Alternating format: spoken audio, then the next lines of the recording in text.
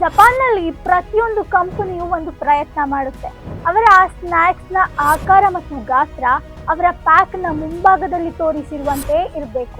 ಆದರೆ ಅತ್ಯಂತ ಆಶ್ಚರ್ಯಕರ ವಿಷಯ ಏನಂದ್ರೆ, ಇದು ಜಪಾನ್ ಸರ್ಕಾರದ ನಿಯಮ ಅಲ್ಲ.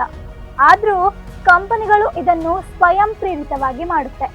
ಯಾಕಂದ್ರೆ ಅಲ್ಲಿನ ಕಂಪನಿಗಳು ಪಬ್ಲಿಕ್ ಸೆಕ್ಟರನ್ನ ಹೆದರುತ್ತವೆ ಮತ್ತು ಜನರ ನಂಬಿಕೆಯನ್ನು ಕಳ್ಕೊಳ್ಳಿಕ್ಕೆ ರೆಡಿ ಇರಲ್ಲ.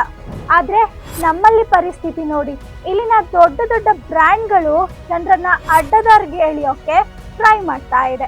For example, real juice pack ಮೇಲೆ ಎಷ್ಟೊಂದು ಹಣ್ಣುಗಳನ್ನು ತೋರಿಸಿರ್ತಾರೆ, ಆದರೆ ಸಣ್ಣ ಫಾಂಟಿನಲ್ಲಿ ಕ್ರಿಯೇಟಿವ್ ವಿಜುವಲೈಸೇಷನ್ ಅಂತ ಬರೀತಾರೆ. ಹಣ್ಣಿನ ಫ್ಲೇವರ್ ಇರುತ್ತೆ, ಆದರೆ ಹಣ್ಣಿನ ಅಂಶ ಇರಲ್ಲ. ಕೆಲವೊಂದು ಕಂಪನಿ ಕೂಡ ಎಷ್ಟೊಂದು ಕಿತ್ತಳೆ ಹಣ್ಣುಗಳನ್ನು ತೋರಿಸ್ತವೆ, ಆದರೆ ಅದರ ಹಿಂದೆ fruit art for creative description ಅಂತ ಬರೆದಿರುತ್ತೆ. ಆದರೆ ವಾಸ್ತವವಾಗಿ ಅದರಲ್ಲಿ ಹಣ್ಣುಗಳೇ ಇರೋದಿಲ್ಲ. ಮತ್ತು ಇದು ಕೇವಲ ಪ್ಯಾಕೇಜಿಂಗ್ನಲ್ಲಿ ಮಾತ್ರ ಅಲ್ಲ, ಟಿವಿ ಜಾಹೀರಾತುಗಳಲ್ಲೂ ಈ ರೀತಿ ತೋರಿಸ್ತಾರೆ. ಕ್ರಿಯೇಟಿವ್ ವಿಜುವಲೈಸೇಷನ್ ಹೆಸರಿನಲ್ಲಿ ಇತ್ತೀಚೆಗೆ ಏನ್ ಬೇಕಾದರೂ ಮಾರಾಟ ಮಾಡಿಬಿಡ್ತಾರೆ. ಈ ತಪ್ಪಾದ ಮಾರ್ಕೆಟಿಂಗ್ಗೆ ಒಂದೇ ಒಂದು ಕಾರಣ: ಜಪಾನ್ನಲ್ಲಿ ಕಂಪನಿಗಳು ಸಾರ್ವಜನಿಕರಿಗೆ ಹೆದರುತ್ತವೆ, ಆದರೆ ಭಾರತದಲ್ಲಿ ಸಾರ್ವಜನಿಕರು ಕಂಪನಿಗೆ ಹೆದರುತ್ತಾರೆ.